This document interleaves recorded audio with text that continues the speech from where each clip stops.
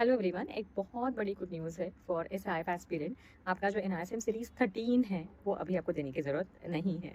अभी एनआईएसएम जो है एक नई सीरीज़ लॉन्च कर रहा है from 22 of July and it is going to be NISM series 5D।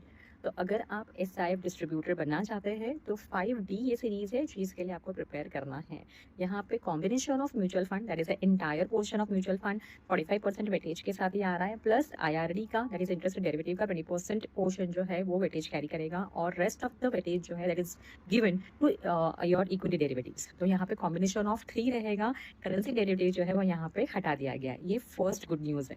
Second good news ये है कि यहाँ पे नेगेटिव मार्किंग जो है ये भी रिड्यूस कर दी गई है। जो पहले 25% का नेगेटिव मार्किंग हुआ करता था वो रिड्यूस करके अभी 10% हो गया है।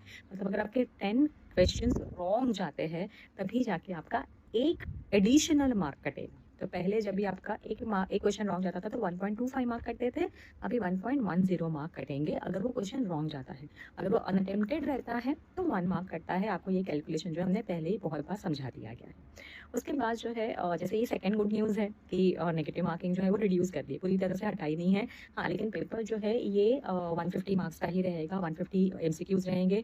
अगेन एक गुड न्यूज़ ये है कि अगर केस स्टडीज़ को लेकर अगर आप प्रेसिडेंसी में पहले भी एग्जाम में केस स्टडी नहीं था, ये भी एग्जाम में कोई भी केस स्टडी नहीं रहेगी। तो 150 एमसीक्यूज रहेंगे, 1 मार्क का 1 एमसीक्यू रहेगा, 150 मार्क का पेपर रहेगा, 3000 रुपीज़ की फ़ी रहेगी, 3 घंटे का ड्यूरेशन रहेगा। अभी यहाँ पे एक क्वेश्चन आता है कि म्यूचुअल फंड डिस्ट्रीब्यूटर तो हम पहले से ही है, तो क्या हमें वापस से ये पढ़ाई करनी पड़ेगी? तो यस, क्योंकि ये combination of mutual fund plus derivatives है।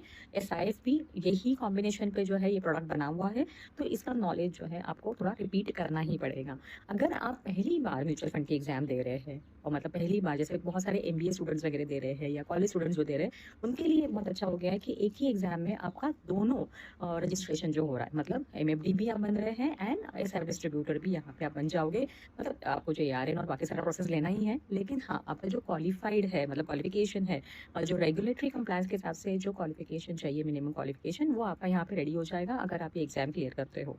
तो ये एक चीज़ हो गई। अगर आप पहले से ही एमएफडी है और आपका एआरएन है तो क्या आपको एग्जाम देनी है? तो यस, क्योंकि एसआईएफ अगर आप डिस्ट्रीब्यूटर बनना चाहते हैं तो एग्जाम आपको देनी है।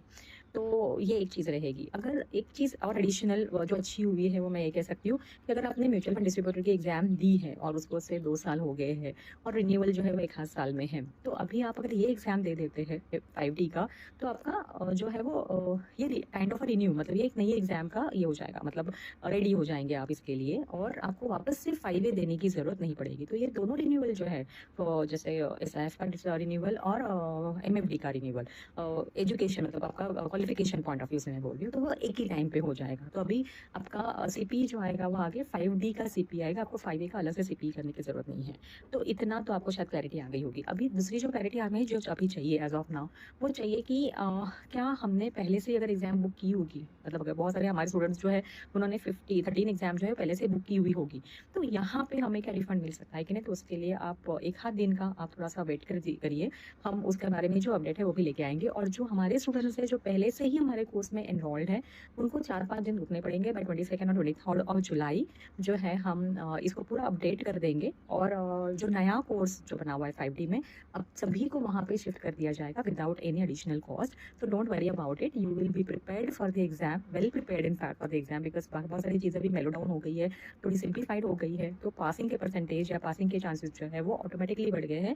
बस वही है कि जो भी आपके पास अभी कोर्स वर्क है वो कीजिए, करते रहिए, और सिर्फ करेंसी रिलेटेड जो भी चीज़ है उसको आप एज ऑफ नाउ स्किप कर दीजिए, क्योंकि वो अभी कोर्स में नहीं है।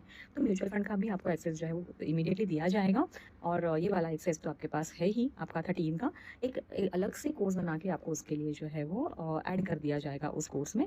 उसके लिए आपको हैसल करने की ज़रूरत नहीं है। उसका सारा डिटेल या सारा इन्फॉर्मेशन जो है वो आपका हमारा स्टूडेंट कोऑर्डिनेटर जो श्रेयस है वो प्रोवाइड करेगा। He will keep you in touch. और अदरवाइज हो सकता है कि हम एक वीडियो बना के जो है उसके बारे में इन्फॉर्मेशन दे दें, एक व्हाट्सएप ग्रुप बना के आप सभी को वहाँ पे ऐड करें। This is going to be a temporary group. एक बार सारी चीज़ें जो है वो सीमलेसली स्ट्रीमलाइन हो जाती है, उसके बाद जो है फिर आप वो ग्रुप जो है वो डिलीट कर दिया जाएगा। So thanks for your time and happy learning.